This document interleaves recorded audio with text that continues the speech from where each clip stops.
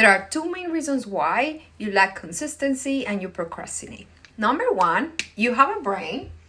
So because you have a brain, you need to understand that your brain is not designed for consistency, because consistency requires a lot of energy, and your brain is designed to save energy, to avoid pain and seek pleasure. Being consistent is boring, so it's painful for your brain. So that's why it's so hard to be consistent and you procrastinate. Number two, you have patterns, which are neuroconnections in your brain that sabotage every time you say you're going to make it this time is for real, I'm gonna make it happen, and you keep procrastinating and it doesn't happen. Those patterns can be also blind spots. You are not even aware of them. So you get distracted with social media. And then you realize I actually had the time to follow through, to do it. But is your brain unconsciously sending signals that create behaviors that lead you to procrastination? Okay, these are the two reasons why it's so hard to be consistent. So in order for us to break through procrastination, to finally follow through, to finally be consistent, we need to work on this part.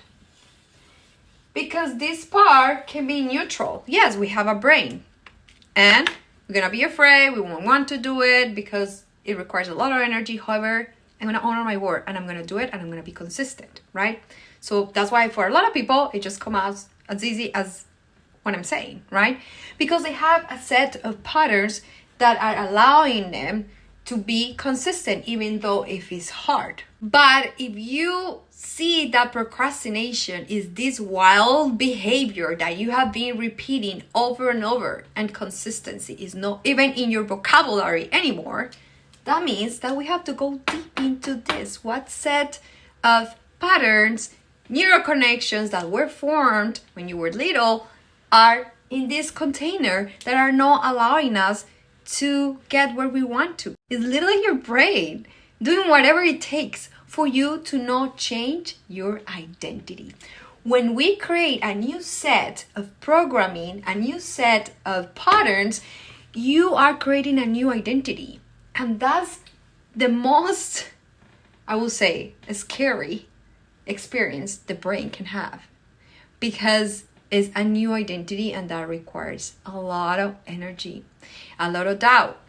Dopamine drops because you're being consistent in something that with time is no longer new. So that's why you drop the dopamine, which is the motivation, and you have to experience a lot of emotions in your body that you don't even know how to process those emotions. And then it becomes this heavy experience and you get burnout, and that's why you stop and then you give up.